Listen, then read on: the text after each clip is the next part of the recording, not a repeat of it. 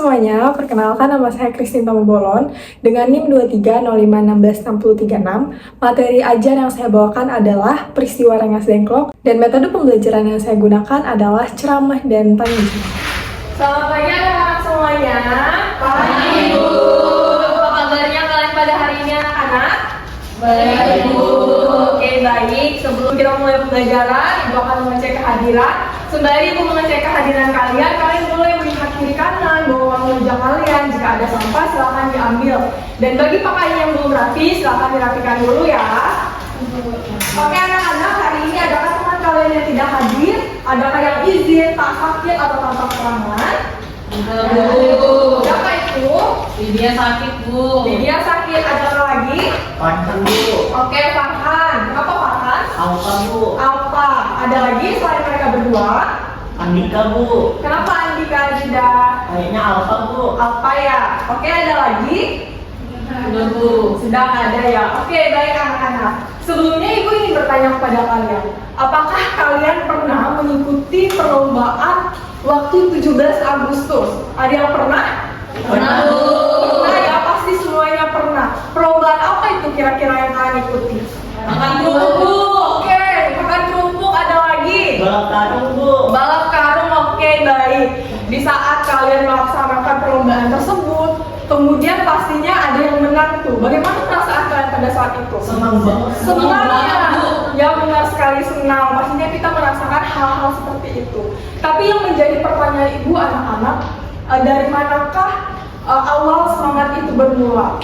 Bayangkan anak-anak, pada tahun 1945, golongan pemuda pada saat itu memiliki sebuah keputusan, di mana mereka pada saat itu, jika mereka mengambil sebuah keputusan, apakah keputusan tersebut mereka harus bertindak atau menunggu dalam memproklamasikan kemerdekaan Indonesia pada saat itu.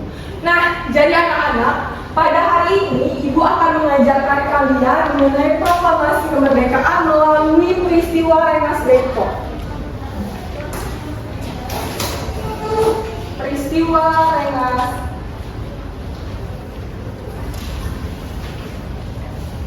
Peristiwa Rengas Dengklok. Kemudian yang menjadi tujuan pembelajaran Ibu hari ini adalah diharapkan nantinya anak-anak dapat menjelaskan mengenai peristiwa Rengas Dengklok dalam kemerdekaan Indonesia. Kemudian anak-anak, hari ini Ibu akan menggunakan metode pembelajaran yaitu ceramah dan tanya jawab. Nanti Ibu akan menjelaskan mengenai peristiwa Rengas Dengklok ini, kemudian Ibu akan bertanya kepada anak semua nantinya. Nah, jadi anak-anak, seperti yang kita tahu bahwa Perang Dunia II itu telah berakhir. Kemudian pada saat itu Jepang menyerah kepada sekutu. Jepang menyerah kepada sekutu. Dan peristiwa menyerahnya Jepang kepada sekutu ini anak-anak disiarkanlah di radio pada saat itu. Kemudian dari radio itu didengarlah oleh para golongan muda yang bernama Sukarni dan Khairul Saleh. Mereka ini langsung bergerak dengan cepat, teman-teman. Karena menurut mereka peristiwa menyerahnya Jepang pada sekutu ini adalah sebuah peristiwa emas untuk mereka segera memproklamasikan kemerdekaan tersebut. Sehingga mereka mendesak golongan tua yang pada saat itu adalah Soekarno dan Hatta.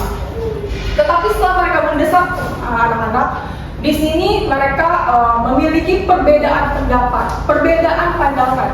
Yang mana saat itu anak-anak, golongan tua ini tidak ingin terburu-buru. Mereka ingin Jepang itu yang langsung menyatakan bahwa mereka itu menyerah kepada sekutu. Dan di sini anak-anak, golongan tua itu juga lebih berhati-hati. Kenapa mereka berhati-hati? Karena mereka tidak ingin adanya penumpahan darah untuk kedua kalinya.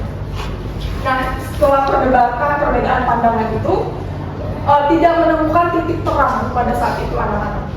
Jadi tepatnya pada tanggal 16 Agustus 1945, golongan muda yang bernama Sukarno dan Kairo Saleh ini pun membawa golongan tua itu ke Rengas Dengklok, tepatnya di Jawa Barat, anak-anak.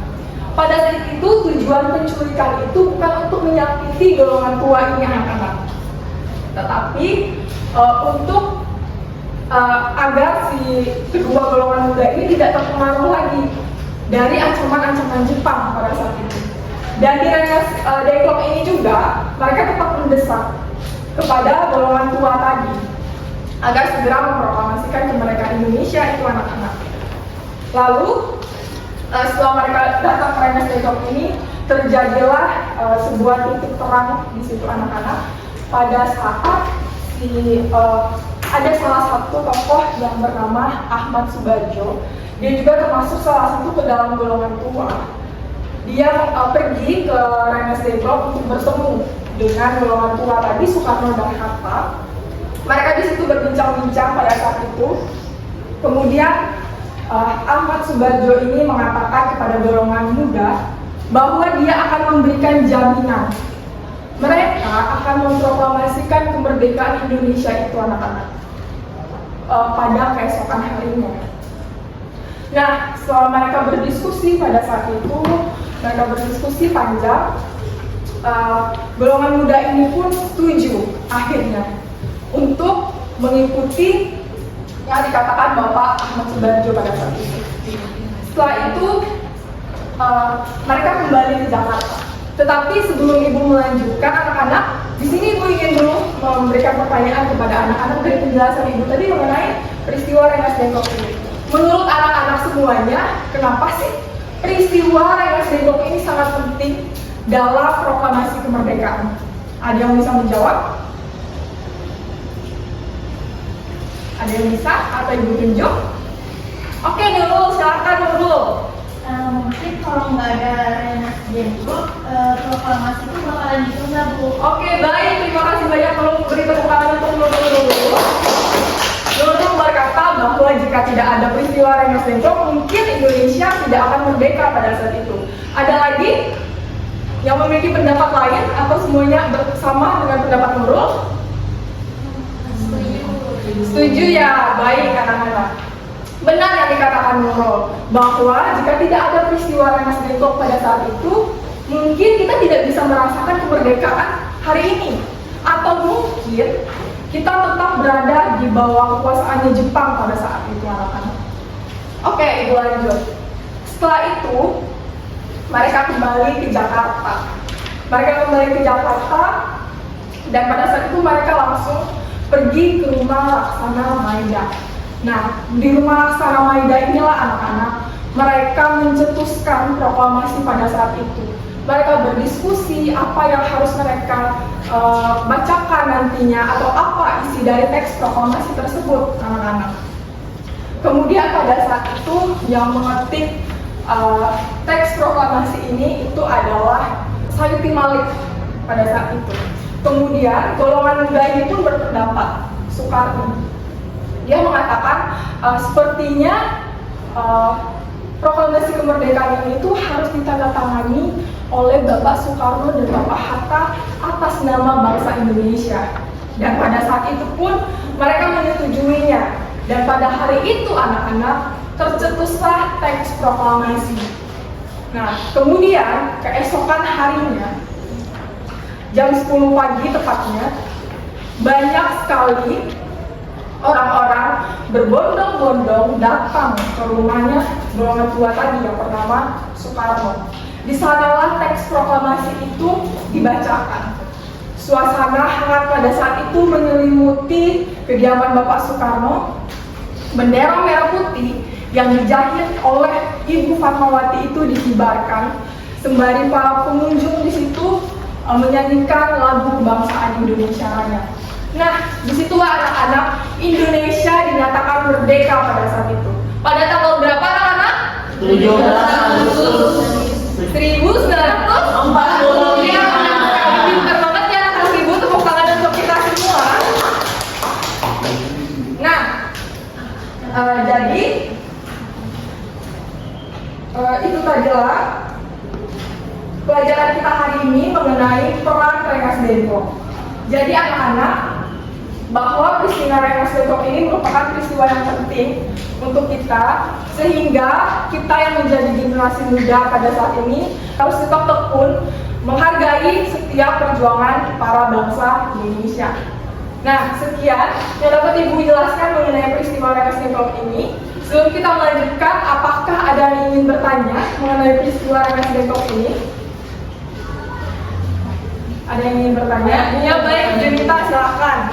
Ibu, kenapa Rumah Laksamana Maeda itu dipilih untuk merumuskan naskah proklamasi, Bu? Oke, baik. Terima kasih Junita atas pertanyaannya. Bagus sekali ya pertanyaan Junita. Junita bertanya, kenapa sih harus rumah Laksana Maeda untuk mereka mencetuskan proklamasi pada saat itu? Nah, jadi anak-anak, rumah Laksana Maeda dipilih pada saat itu karena rumahnya itu aman dari penjagaan Jepang, sehingga mereka melaksanakan teks proklamasi di sana. Seperti itu Junita. Apakah bisa dipahami Junita? Bisa, Bu, terima kasih. Oke, baik, terima kasih. Adakah lagi yang ingin bertanya anak-anak semuanya? Nggak ada jelas ya berarti ya? Oke, baik. Sebelum kita mengakhiri pembelajaran kita pada hari ini, Ibu telah menyiapkan kuis untuk kalian. Jadi anak-anak, siapa yang bisa menjawab pertanyaan ini, kalian boleh pulang terlebih dahulu. Oke, baik? Siap semuanya ya? Siap, oke, cepat-cepatan nih. Pertanyaan yang pertama, berdasarkan peristiwa Rengas Dengklok tadi, siapakah nama golongan muda yang menculik golongan tua ke Rengas Dengklok? Ada yang bisa menjawab? Diandra, oke, baik, silakan. Ada dua tokoh, Bu, yaitu Ya, benar. Soekardi dan Hairul Saleh. Ya, benar sekali. Dan kami kan Diandra dan terus, kemudian untuk pertanyaan yang kedua, kira-kira siapakah yang telah menjahit bendera merah putih untuk dikibarkan pada tanggal 17 Agustus 1945? Ada yang bisa menjawab? Saya, Bu.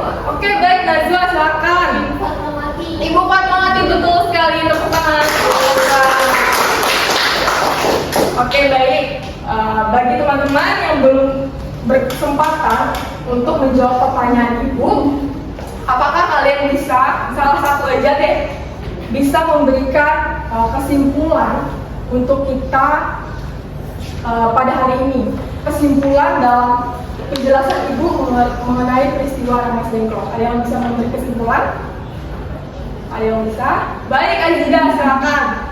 Jadi Bu, setelah mengikuti dan menyimak penjelasan dari Ibu, saya termotivasi banget tuh. Yang banyak mulai dulu para pemuda itu betul-betul memanfaatkan momen demi kepentingan bangsanya, dan juga mereka nggak tinggal diam untuk dan tidak ragu untuk memberikan saran kepada tokoh-tokoh seperti Soekarno dan Hatta untuk demi kepentingan Indonesia lewat peristiwa proklamasi kemerdekaan yang bakal dijalankan besok-besoknya. Oke, baik, terima kasih Azida. Berikan tepuk tangan untuk Kak pada hari ini anak-anak.